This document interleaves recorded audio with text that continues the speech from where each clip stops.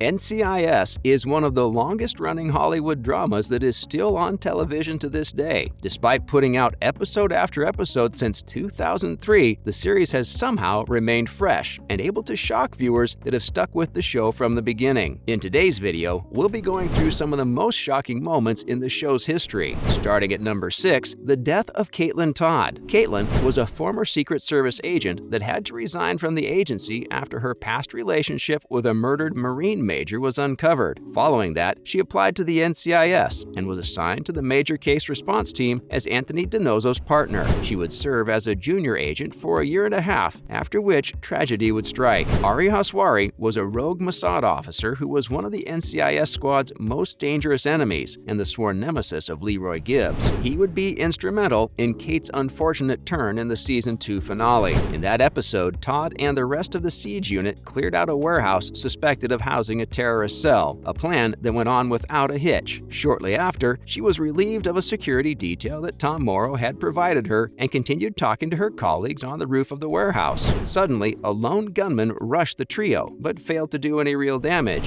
After a brief moment of false security, a single bullet shot her through the head, spraying blood into DiNozzo's face and killing her in an instant. It was a shocking moment that no one saw coming, and it devastated the NCIS crew. Up next is number 5, Delilah almost dies. Timothy McGee has been a series regular since the first season of the show and has made it through the latest 19th season without any major wounds. Unfortunately, the same can't be said about his wife Delilah. She was introduced way back in season 10 as an employee of the Department of Defense and quickly made her name as a fan favorite as her relationship with McGee blossomed. It's sad though that their relationship would have to go through a trial by fire. Literally, in season 11 of the show, while McGee and Delilah were still just dating, the two attended the Conrad Gala. In the same episode, the NCIS crew was investigating the death of a naval petty officer, which they discovered might have been an attack by a recently stolen drone. The suspect was a terrorist known as Benham Parsa, but the threat was thought to be dealt with after some drone parts were discovered in the remains of an explosion. It's later found out, after McGee and Delilah arrive at the gala, that the parts found in the wreckage were actually from old drones, and that it was all just a decoy to make the NCIS believe the problem was solved. Ellie Bishop later realizes that Parsa's attacks are always symbolic, always impactful, and that the most impactful way that he could possibly use the drone would be to attack the gala. The Conrad Gala was hosting numerous counterterrorism agents, many that were hunting Parsa himself, so attacking it would certainly cause a lot of damage. The team struggled to get that info to McGee, trying to relay it through DiNozzo, but at that point, it was too late. As Gibbs sped towards the gala, the drone attacked, and there was an explosion at the gala. Gibbs was in complete shock, as were we all, but it's the aftermath that really shook everybody up. We're told that Delilah was hit with a ton of shrapnel and has been hospitalized. We later found out that her lower body had been paralyzed. It's fortunate that she survived to remain in the series, but we can't help but feel sorry for her and McGee, as a condition like that puts strains on their lives and relationship. We can't forget number 4, Abby gets shot. In season 15 of the show, Abby Scudo, the NCIS forensic scientist, was out on a dinner date with MI6 agent Clayton Reeves. The dinner itself was a cute exchange between the two, but the drama came shortly after. While walking away from the restaurant they'd been dining at, they come across a retired Army veteran by the name of Kent Marshall. Marshall was homeless and asked for some change. Reeves assented, offering up some money to him, but things turned ugly quickly once Reeves noticed the homeless man had a gun. As Abby starts to reach out to give him some change herself, Reeves pushes her out of the way and is shot by Marshall. Another bullet rips out and finds Abby. That's how we left the two at the end of episode 21. In episode 22, fans finally got some relief, finding out that Abby was recovering from her bullet wound. Unfortunately, Reeves was not so lucky. It's later revealed that the homeless man had specifically targeted Abby, as he was a criminal she had helped put away some time prior. After jailing him once more and getting some amount of closure over Reeves' death, Abby understandably decided to leave the NCIS. She then moved to London to set up a charity in Reeves' mother's name, as he'd always wanted to do. And now, at number 3, Ziva lives. Ziva David served as Caitlin Todd's replacement following her death in season 2. She's the half-sister of terrorist Ari Haswari and served in the NCIS from 2005 to 2013. She was supposedly killed off-screen in the 13th season of the show, with her last actual appearances being in season 11, but as fans know, that wasn't actually the case. Ziva returned just 3 seasons later, alive as ever. So what actually happened to this icon, and how why did she come back? In Season 10, Ziva had actually resigned from the NCIS and returned to Israel, her home country. That's where things got bad. In Season 13, after having DiNozzo's child in secret, we're told that Ziva's farmhouse was destroyed by a CIA mortar attack and that she had perished in the explosion. By the time Season 16 rolled around, fans had all but forgotten about Ziva, barring her relationship with DiNozzo and their daughter. But when a cold case is unearthed and Bishop starts delving into it, it's revealed that Ziva has been alive this entire time and that she was actively investigating the cold case herself. Unfortunately, we still don't get any answers as to how this could be, since Ziva conveys a note to Bishop asking her not to divulge the information to anyone else. A season later, we finally get some answers. After Ziva meets up with Gibbs to inform him that his life's in danger, she proceeds to explain that she faked her own death to keep her family safe from a woman that wanted to kill her, a woman named Sahar. Sahar was part of a Hamas splinter group and was close to Ziva's brother, Ari, which is why she so desperately wanted revenge on Ziva and the NCIS. We admit, this story arc is one heck of a roller coaster, but to really appreciate it, you have to stick with the show from the beginning to the end. Coming in at number 2, the shootout that took Shepard. Season 5, Episode 18 was a real doozy, resulting in a major death and setting up major consequences for the NCIS. It all begins when the body of a special agent is discovered. The death was determined to be the cause of a heart attack, but director Jenny Shepard believed otherwise, following a strange encounter at the funeral. She entrusted Special Agent Mike Franks to aid her in a low-key investigation, as she believed the dead agent was murdered in relation to a covert ops mission the two had conducted in Paris with Gibbs. After a lead brings them to an abandoned diner, Jenny and Franks are engaged in a shootout by 4 unknown hitmen. The two manage to kill the hitmen, but Shepard is gravely wounded and is later found dead by DiNozzo and Ziva. It was a sad moment, and most will agree that her time as director was cut short, but it was definitely an impactful way to end the penultimate episode of the season. And finally, number 1, the team is split up. When the final episode of Season 5 begins, right after Shepard's death, we see the team reeling from the death of the director. DiNozzo and Ziva are particularly shaken up as they were supposed to protect Shepard. They find out that the one that ordered the hit was an assassin that Shepard failed to kill in Paris years ago. The assassin, named Natasha, wanted revenge because her lover had actually been killed by Gibbs in Paris. In a move that no one saw coming, Gibbs set a trap at Shepard's house, where Franks made short work of Natasha and subsequently burned down the house. Following Jenny's funeral, the new director, after reviewing the past episode's events, terminated Ziva's liaison status and reassigned DiNozzo and McGee, pushing Gibbs to adopt a new team. It was a huge dynamic shift, and no one expected the show to keep going after that point. But here we are, 14 seasons deeper. That's a wrap for this video. Which episode do you think was the most shocking in NCIS's long 19-season run? Let us know in the comments below. Make sure to give this video a thumbs up and subscribe to our channel for more videos like this. See you in the next one.